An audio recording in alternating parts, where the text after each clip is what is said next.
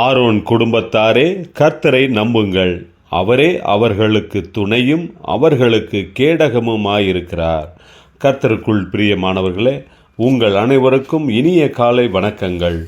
இன்றைய வேதவசன தியானத்திற்கென்று நாம் தெரிந்தெடுத்திருக்கும் வேத பாகமானது நெகேமியா 8ஆம் அதிகாரம் 10ஆம் வசனம்.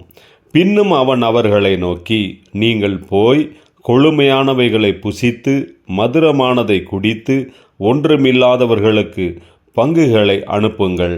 இந்த நாள் நம்முடைய ஆண்டவருக்கு பரிசுத்தமான நாள். விசாரப்பட வேண்டாம். கர்த்தருக்குள் மகிழ்ச்சியாயிருப்பதே உங்களுடைய பெலன் என்றான். பிரியமானவர்களே, இன்றைய வேத தியானத்தின் தலைப்பு கர்த்தருக்குள் மகிழ்ச்சி என்பதே. எஸ்ராவும் அவனோடு கூட இருந்தவர்களும் கர்த்தருடைய பிரமாண புஸ்தகத்தை தீர்க்கமாக வாசித்து அர்த்தம் சொல்லி வாசித்ததை அவர்களுக்கு விளங்க பண்ணினார்கள். ஜனங்கள் எல்லாரும் நியாயப்பிரமாணத்தின் வார்த்தைகளை கேட்டபோது கர்த்தருக்கு கீழ்ப்படியாமல் அவருக்கு விரோதமாக அவரை விட்டு தூரமாக இருப்பது இவைகளெல்லாம் தங்களுடைய நினைவுக்கு கொண்டு வந்து மிகவும் அழுது புலம்பினார்கள்.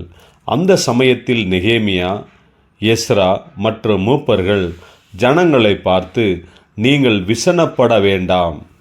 நீங்கள் போய் கொழுமையானதை புசித்து மதுரமானதை குடித்து ஒன்றுமில்லாதவர்களுக்கு பங்குகளை அனுப்புங்கள். இந்த நாள் நம்முடைய ஆண்டவருக்கு பரிசுத்தமான நாள். விசாரப்பட வேண்டாம்.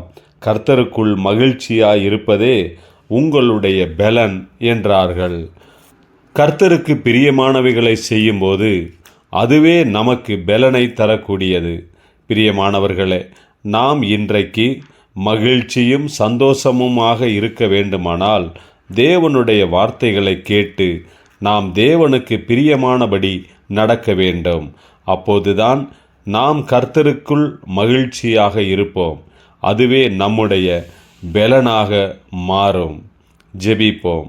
ஜீவனுள்ள தேவனே, உமக்குள் களிகூர்ந்து மகிழ்ச்சியாயிருக்கும்படிக்கு கிருபையையும் பெலனையும் எங்களுக்கு தாரும். ஆசீர்வதியும்.